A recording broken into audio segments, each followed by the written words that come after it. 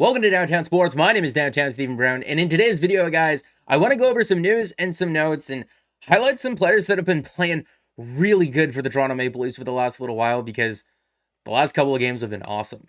Sheldon Keefe confirmed a number of things after Friday's practice, so we'll go through all of them individually in depth. The first one being that Jack Campbell will start for the Leafs in Philadelphia on Saturday.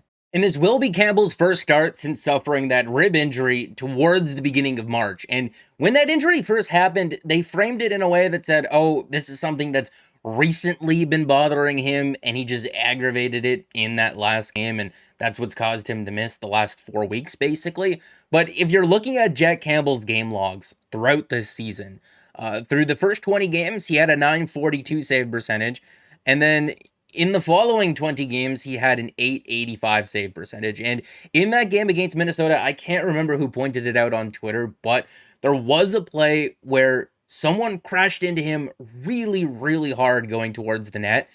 And you got to wonder if the injury was bothering him for longer than what they were letting on.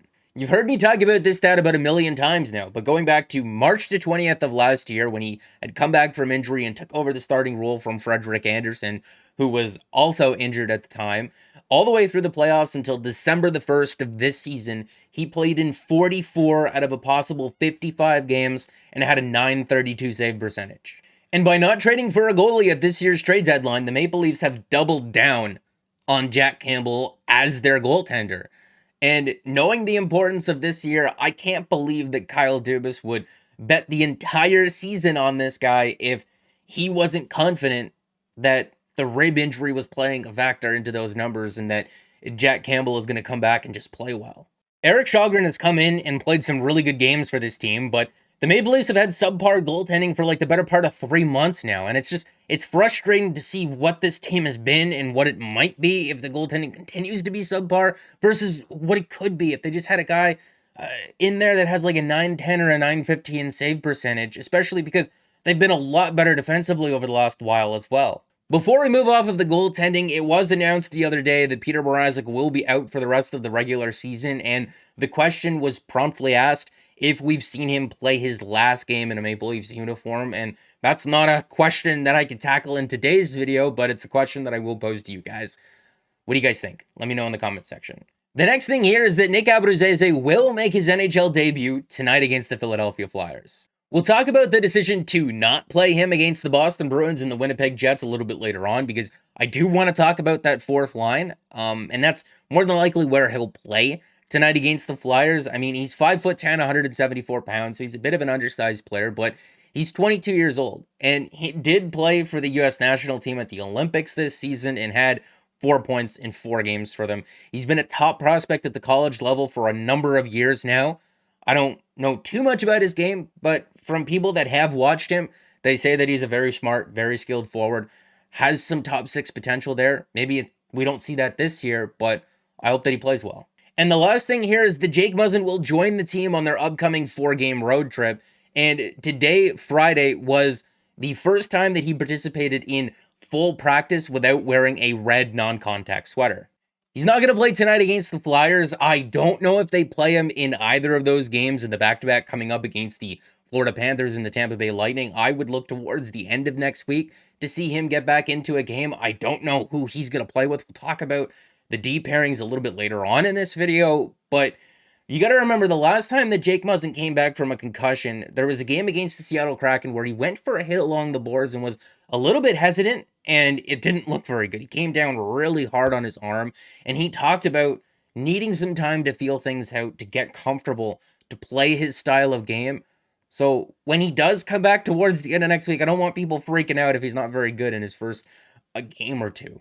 The one thing I will say is that having Morgan Rielly, Ilya Lyubushkin, TJ Brody, Justin Hall, Mark Giordano, Timothy Liljegren means that when Jake Muzzin comes back, he's not playing up against the other team's best players. He's not playing in your top 4. You can really ease him back into things. Now, Alex Kerfoot did miss practice Friday, but Sheldon Keefe saying after the fact that it was just a maintenance day and that he is expected to play tonight against the Philadelphia Flyers. There was a knee-on-knee collision with one of the Winnipeg players, and I believe there was even a cross-check involved on that play. The one thing I will say is that the Maple Leafs have a lot of depth forwards at their disposal. If He's banged up. There's no reason for him to be playing hero on a Saturday night against the Flyers when there's two very important games coming up against the Florida Panthers and the Tampa Bay Lightning. So if he's playing in this game tonight, you have to believe that he's fine. And Ilya Lyubushkin on Friday did practice next to Morgan Rielly, but he said he felt pretty good and that his neck was a little bit sore after the hit that he took in Boston. I don't know why he called it a hit. It was just a straight up sucker punch by Taylor Hall. Knowing that he's had neck issues before, I mean, they were probably just approaching the situation with caution. And I mean, yeah, why not? You got two very important games coming up back to back, and there's going to be more of them coming down the stretch. There's no reason to risk injury. I haven't seen anything confirming that he will play. Carl Dahlstrom, I know, is still on the roster, but Mac Hollowell was loaned back to the Toronto Marlies today. And then at the Oak Leafs on Twitter, or Active Stick, put together this chart here, and he really wanted to hammer home that Auston Matthews has only drawn 8 penalties this year at 5-on-5 compared to a lot of other star players in this league. It just doesn't add up. And then I tweeted out after the penalty that he drew against the Winnipeg Jets that that's just the 9th penalty Auston Matthews has drawn in all situations this year. He ranks 270th among forwards this season. David Alter wrote an amazing article for TheLeafsNation.com that I will leave linked in the video description here about if Matthews' outspokenness of officiating is hurting or helping the Toronto Maple Leafs. He follows the trail of breadcrumbs through here, and it's a really good read. I recommend you check it out after the video.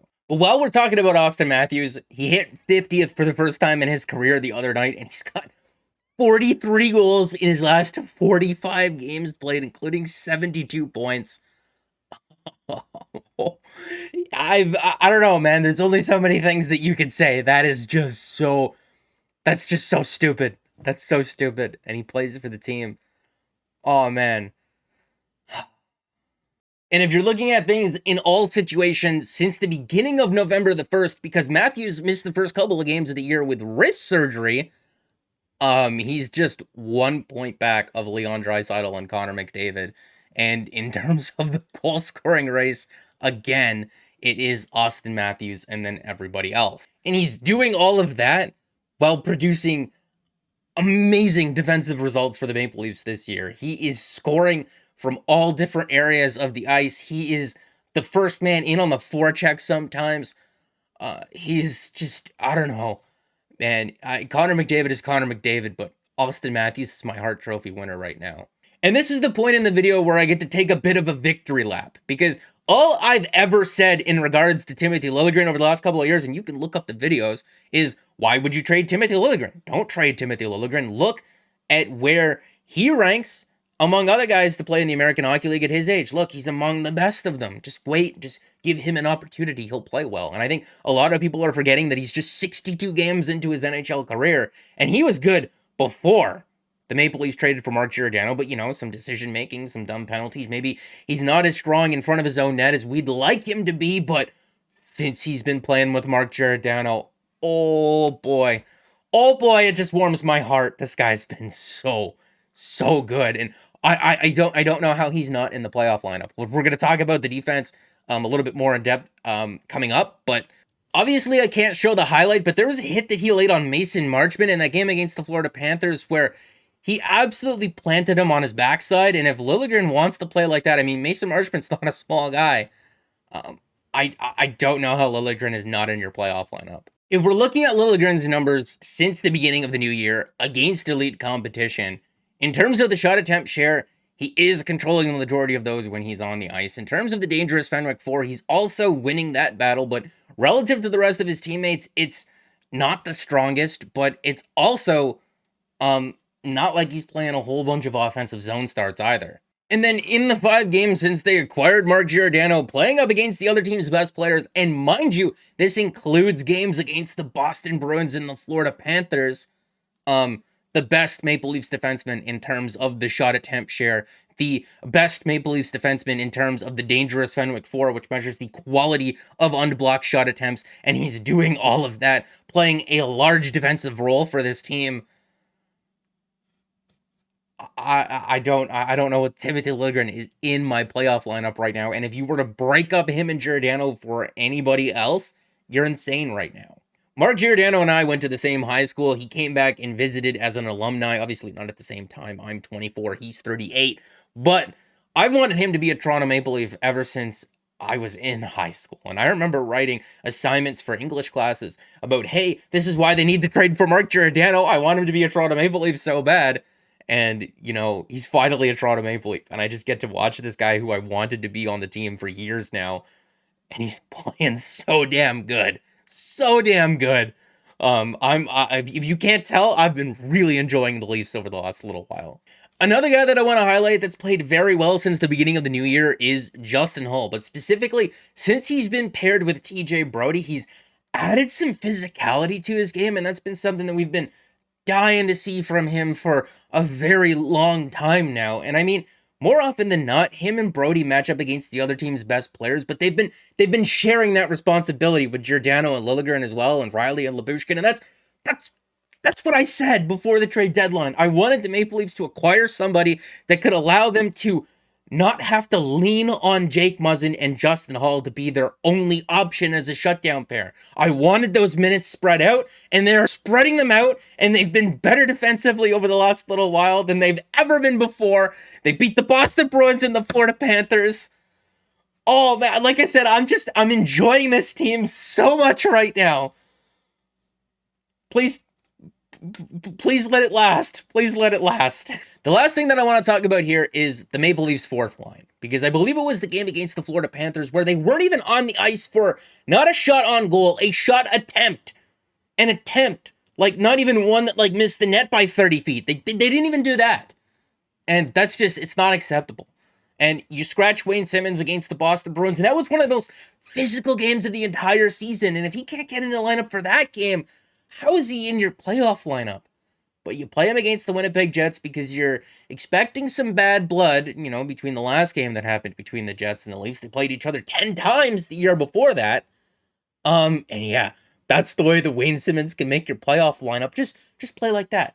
And, you know, they dress basically the Bash Brothers, sandwiched in between Jason Spezza. And I mean, if they need that, it's nice to know that they can lean on that. And those guys, if they can come into the lineup and play hungry, yeah, man, give it to me. Give it to me. Those games against the Boston Bruins and the Winnipeg Jets were so much fun because there were so many goals and there were so many big hits flying all over the place. I think I'm going to take credit for being first on this because I pointed this out like 2 or 3 weeks ago and I didn't hear anyone else talking about it, but I said the Maple Leafs had thrown 30 plus hits in 1, 2, 3, 4 straight games. And I went back and looked through all the game logs, and they hadn't done that since they drafted Auston Matthews in 2016.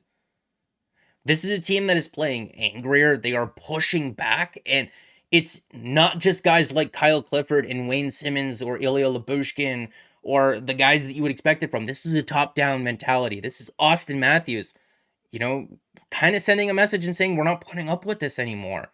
That's in the Battle of Pierres from the other night. I think Engvall would have absolutely mocked Luc Dubois there. At least he was getting ready to, and then the referees sort of split it up, and then Wayne Simmonds gets ejected for just kind of standing there at the face-off. I know him and the Winnipeg player were kind of going at each other for like 5 minutes or so, but what the Boston Bruins found out in this game here is that you cannot physically frustrate the Maple Leafs into beating themselves anymore. I think that's the thing in the past. Especially in this game against the Panthers, they pushed back. In this game against the Jets, they pushed back. This is not the same Leaf team. This is just not the same Leaf team. Brad Marchand found out the hard way, and he ended up getting frustrated himself, and he played himself. And he ended up getting the M20 or the M22 or whatever like that. And I love when the referee skates over and like rocket launches his arms off of his hips and just kicks him out for 10 minutes. Oh, that game was so much fun. It was gruesome, but it was so much fun. But just to go over the last couple of games really quickly here, the Maple Leafs against the Winnipeg Jets controlled the majority of the shot attempts, the actual shots, the scoring opportunities, the high-danger shot attempts, and the expected goals. But, I mean, they started kind of slow in this game, but that second period was awesome. And then in that third, they lose the expected goal battle, but they control the majority of the scoring opportunities. They split the shots. The Winnipeg Jets, like halfway through that period, they've been a team that has been playing for their playoff lives over the last couple of weeks, but when they figured out that they weren't going to win that game, they kind of stopped playing hockey and they just started throwing hits and stuff. I'm happy just nobody got hurt. That's it. I'm happy that nobody got hurt. And then the game against the Boston Bruins, where, by the way, the power play opportunities were 3-3 in this game, but at 5-on-5, the Maple Leafs controlled the majority of the shot attempt share. The shots were split in half. They controlled the majority of the scoring opportunities, the high danger shot attempts, and the expected goal battle as well. And the Boston Bruins have been a very, very good defensive team this year, but the Maple Leafs just absolutely shredded them in transition and in their own zone. That game against the Florida Panthers, I mean, man, I felt so bad for Peter Mrazek because he stopped 29 out of 31 against one of the best offensive teams in the NHL. And in all situations, the Florida Panthers were the better team in this game. But if you're looking at just the 5-on-5 play, because especially in the playoffs, right, they don't call as many power plays. So you got to look at the 5-on-5 numbers. The Maple Leafs lose the shot attempt share and the actual shot battle, but in terms of the scoring opportunities and the high danger shot attempt share and the expected goals, they win those, and they did a very good job of keeping a very dangerous team offensively to the outside. They did a very good job in front of Peter Mrazek at 5-on-5 in this game. And the last thing that I want to talk about here is William Nylander, because in that game against the Montreal Canadiens, he had an extremely poor effort on the back check on the David Savard goal, and ever since then, he was demoted off that line with John Tavares. But in that game against the Canadiens, the second half of it, he really turned things around, where there was a play in transition going back the other way, and he stole the puck off of a guy and maintained pressure in the Maple Leafs offensive zone. And then he scored on the power play as well. And then in that game against the Florida Panthers, he didn't register a point, but he lifted the stick of Mackenzie Weegar on the power play that allowed that seeing eye pass for Mitch Marner to get through to John Tavares. And then in the game against the Boston Bruins, he has that really hard cut towards the net that creates the goal for Morgan Rielly. And then in the game against the Winnipeg Jets, man, he could have had 4 or 5 goals in that game. Just let it ride. Let it ride with him. If he's playing well there, leave it alone. I mean, I don't know. If Willie wants to continue playing like this, awesome. But it was the better part of 2 or 3 weeks where Sheldon Keefe called him out multiple times about his effort on the other side of the puck, and that's been the story for the last couple of years now. And my whole thing is, I love William Nylander. Just how many times you got to call a guy out for the same thing? But if his heart is in it and his effort is there, oh, man, he's really, really good.